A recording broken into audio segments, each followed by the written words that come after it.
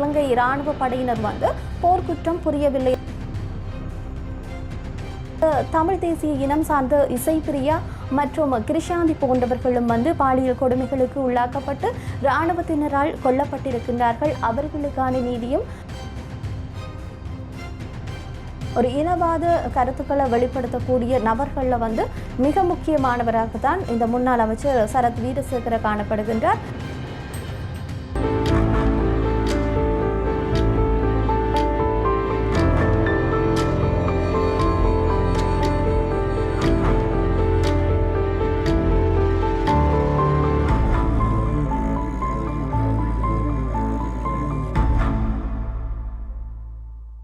வணக்கம். மற்றும் ஒரு காணொலியில் இணைந்து கொள்வதில் மகிழ்ச்சி. இன்று 19ஆம் தேதி இடம்பெற்று சில முக்கியமான செய்திகளுடைய தொகுப்பாகத்தான் இன்றைய இந்த காணொலி அமையப்பெற போகிறது.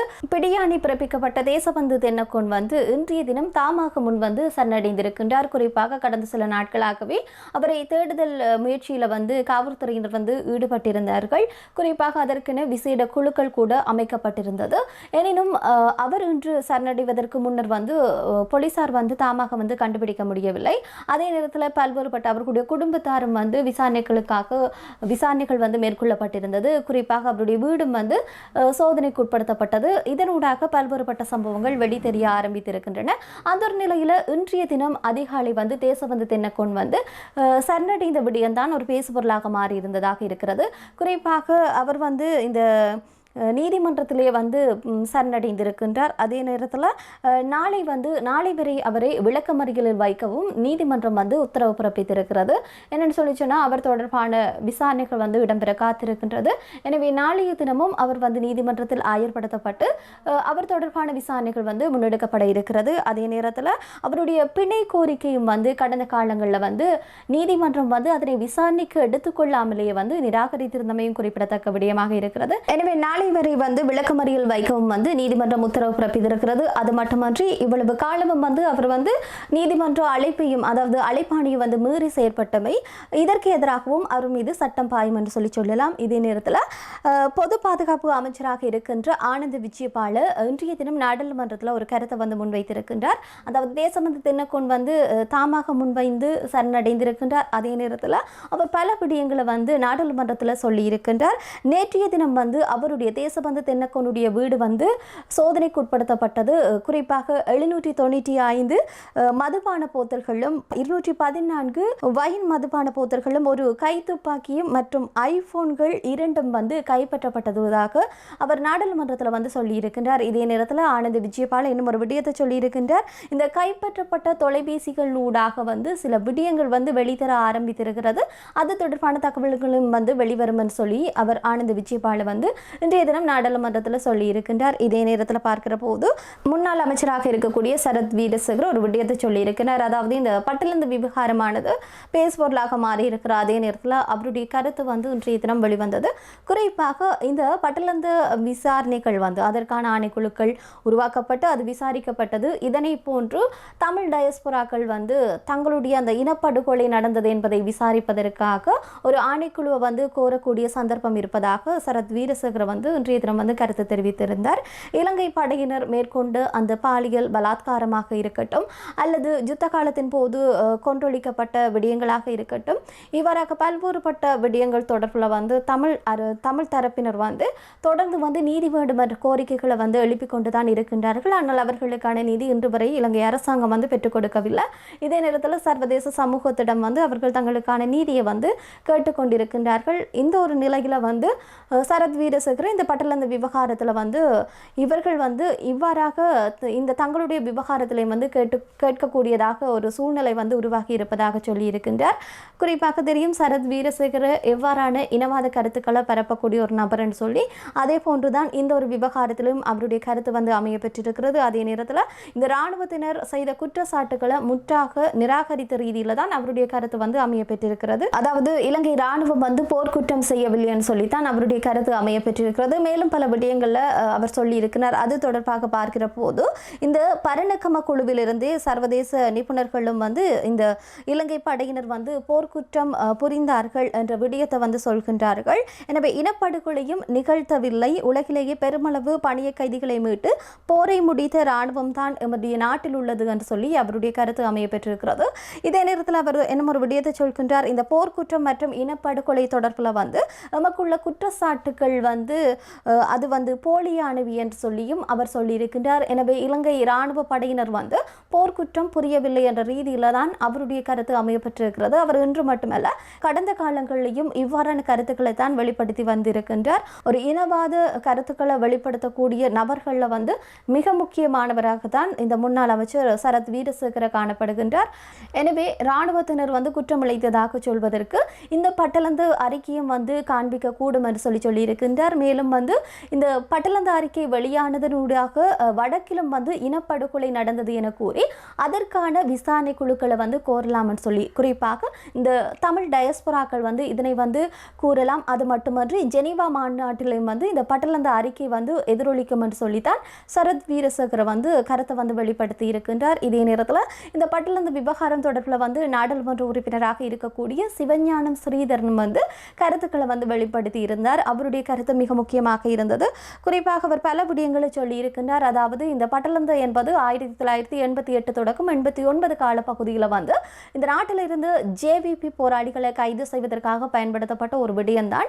இந்த படுகொலைகள் தொடர்பாக வந்து அக்கால பகுதியில் வந்து முன்னாள் ஜனாதிபதி மஹிந்த ராஜபக்ஷ அறிக்கை ஒன்றை ஐக்கிய நாடுகள் சபை வரை வந்து சமர்ப்பித்திருக்கின்றார்.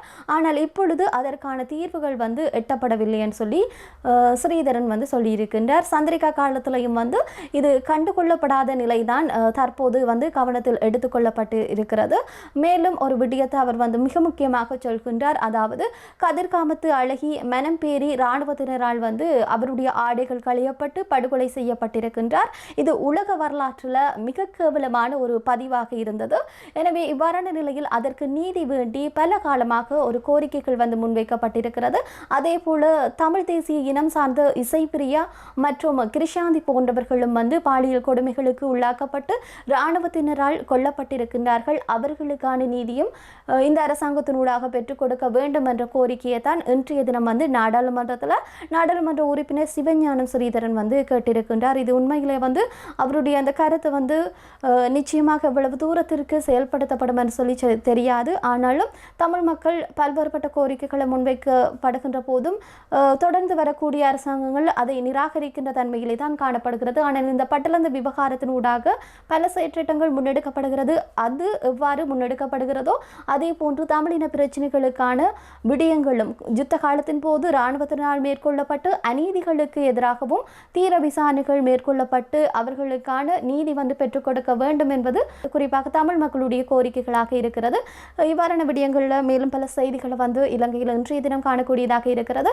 அதில் மிக முக்கியமாக இந்த மஹிந்த ராஜபக்ஷ முன்னாள் ஜனாதிபதி மஹிந்த ராஜபக்ஷ தொடர்பிலையும் வந்து ஒரு செய்தி வெளிவந்தது. அதாவது அவர் கடந்த காலங்களில் உயிர் அச்சுறுத்தல் ஏற்பட்டு இருப்பதாக கூட கருத்துக்களை வெளிப்படுத்தி நீதிமன்றத்தில் வந்து மனு தாக்கல் கூட செய்திருந்தார்.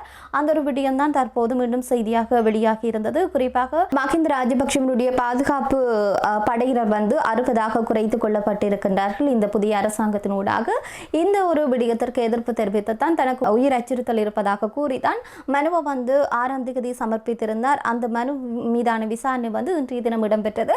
இந்த நிலையில் இன்றைய தினமும் நீதிமன்றம் வந்து நீண்ட நேரம் அது தொடர்பில் வந்து மீளாய்வு செய்ததன் பிற்பாடு இந்த வழக்கை வந்து தள்ளுபடி செய்திருக்கிறது. எனவே வந்து முன்னாள் ஜனாதிபதி மஹிந்த ராஜபக்ஷவினுடைய பாதுகாப்பை குறைப்பதற்கான அரசாங்கத்தினுடைய முடிவை வந்து எதிர்த்து தான் தாக்கல் செய்யப்பட்டிருந்தது. ஆனால் வந்து அது தள்ளுபடி செய்யப்பட்டிருக்கிறது. இந்த அரசாங்கத்தினுடைய தீர்மானத்தில் வந்து எதிர்கட்சிகளும் கூட மஹிந்த ராஜபக்ஷவிற்கு ஆதரவு தெரிவித்து தான் கருத்துக்களை வந்து வெளிப்படுத்தி இருந்தார்கள் கடந்த காலங்களில். குறிப்பாக சொல்ல போனால் அவர் வந்து இந்த யுத்தத்தை நீண்டகால யுத்தத்தை வந்து முடிவுக்கு கொண்டு கொண்டு வந்தவர் என்று சொல்லி பெரும்பான்மை மக்களிடத்திலே ஒரு நம்பிக்கை காணப்படுகிறது. அதற்கிணங்க அவருக்கு உயிர் அச்சுறுத்தல் ஏற்படக்கூடிய சாத்தியக்கூறுகள் இருப்பதாக அவர்கள் நம்புகின்றார்கள். இதன் அடிப்படையில் தான் இந்த 60 பாதுகாப்பு உத்தியோகத்தர்களும் தனக்கு பத்தாது என்ற ரீதியில் தான் மஹிந்த ராஜபக்ஷ வந்து தன்னுடைய மனுவை வந்து கையளித்திருக்கின்றார். இதே நேரத்தில் இன்னும் ஒரு விடயம் பார்க்கணும்னு சொல்லி சொன்னால் அவர் வந்து சொல்றார், தனக்கு ஐஎஸ் அமைப்பு உள்ளிட்ட பல அமைப்புகளிடம் இருந்து வந்து உயிர் அச்சுறுத்தல் வந்து விடுக்கப்பட்டுள்ளதாக கூட கூறியிருக்கின்றார். எனவே தன்னுடைய பாதுகாப்பை அதிகரிக்கப்பட வேண்டும் என்ற ரீதியில் தான் அவருடைய கருத்துக்கள் அமைய பெற்றிருக்கிறது. ஆனாலும் இது தொடர்பில் நீதிமன்றத்தினுடைய உதவியே நாடி இருக்கின்றார். ஆனாலும் அவருடைய வழக்கு வந்து தள்ளுபடி செய்யப்பட்டிருக்கிறது.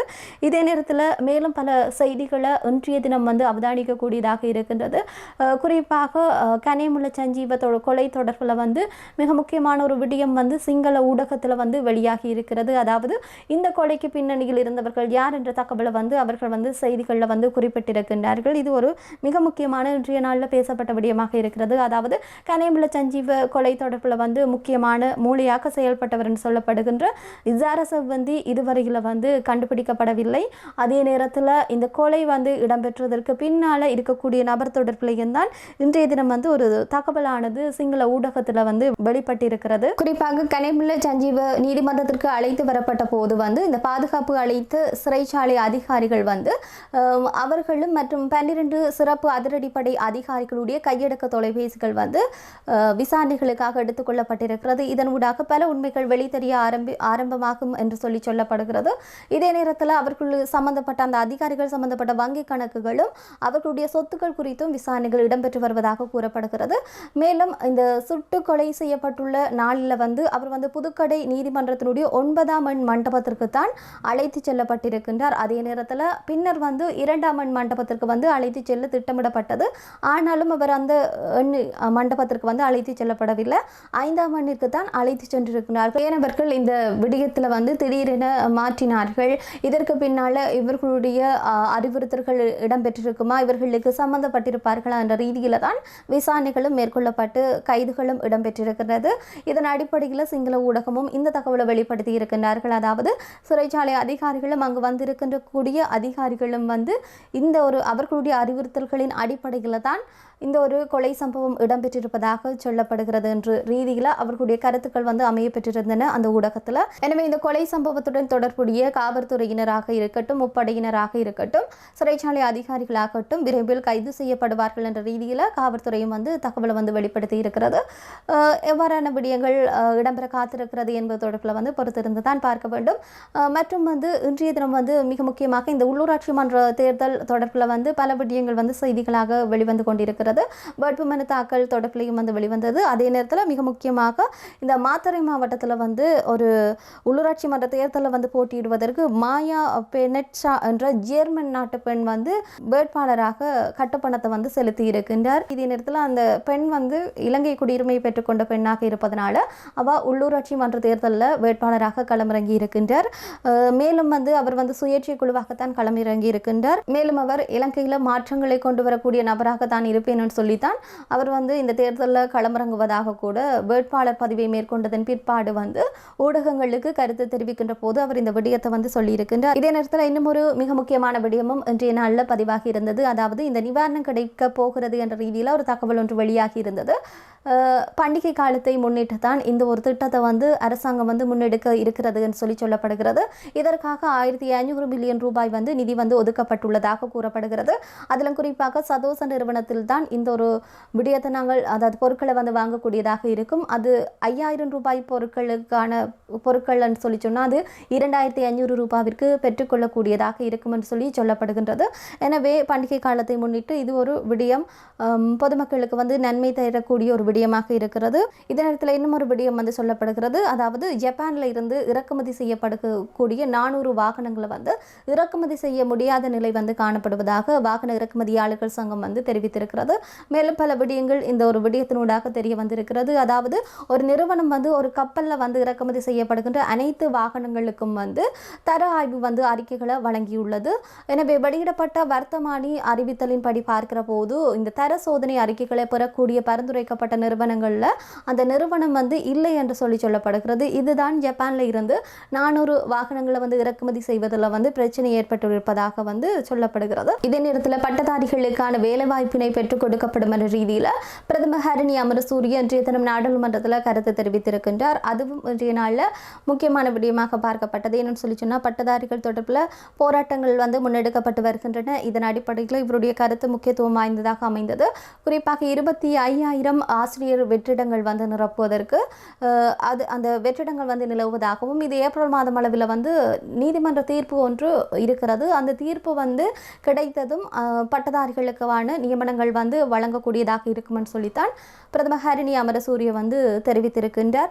நாடாளுமன்றத்தில் எதிர்க்கட்சி தலைவராக இருக்கின்ற சஜித் பிரேமதாசா வந்து இந்த வேலையற்ற பட்டதாரிகளுக்கான தொழில் வாய்ப்புகள் வழங்குவதற்கு ஏன் அரசாங்கம் வந்து பின்னிக்கிறது என்ற ஏன் நடவடிக்கைகளை எடுக்காமல் இருக்கிறது என்ற ரீதியில் அவர் வந்து கேள்வி கேட்டிருந்தார். அந்த கேள்விக்கு பதிலளிக்கின்ற போது தான் பிரதமர் ஹரணி அமரசூரிய இந்த விடயத்தை சொல்லியிருக்கின்றார். அதாவது பட்டதாரிகளுடைய ஆசிரியர் நியமனங்கள் வந்து இணைத்துக் கொள்வதற்கு தடையாக இருப்பது வந்து நீதிமன்றத்தினுடைய வழக்கு. எனவே நீதிமன்றத்தினுடைய வழக்கு வந்து ஏப்ரல் மாதம் வருகிறது. எனவே அந்த வழக்கு முடிவு கொண்டு வருகின்ற போது நிச்சயமாக பட்டதாரிகளுக்கான வேலை வாய்ப்பினை வந்து பெற்றுக் கொடுக்கக்கூடியதாக இருக்குமென்னு சொல்லியிருக்கின்றார். அதே நேரத்தில் அவர் என்ன ஒரு விடயத்தை சொல்லியிருக்கின்றார். கடந்த கால அரசாங்கங்கள் வந்து இந்த பட்டதாரிகளுக்கு நியமனங்களை வழங்குகின்ற போது அவர்கள் வந்து சில சரியான முறைகளை வந்து திட்டமிட்ட முறைகளை வந்து முன்னெடுக்கவில்லை. இதுதான் ஒரு பாரிய பிரச்சனையாக உருவெடுத்திருக்கிறது என்ற ரீதியில் கருத்து தெரிவித்தார். நாங்கள் வந்து அவர்களுக்கான பரீட்சைகள் நடத்தப்பட்டு தகுதிகளின் அடிப்படையில் தான் அவர்களுக்கான வேலை வாய்ப்புகள் பெற்றுக் கொடுக்கப்படும் என்ற விடயத்தையும் வந்து பிரதமர் ஹரணி அமரசூரிய வந்து இன்றைய தினம் நாடாளுமன்றத்தில் தெரிவித்திருக்கின்றார். இவ்வாறாக பல்வேறுபட்ட செய்திகளில் வந்து இன்றைய தினம் அறிந்து கொள்ளக்கூடியதாக இருக்கிறது. மற்றும் ஒரு காணொலியில் சந்திப்போம். நன்றி.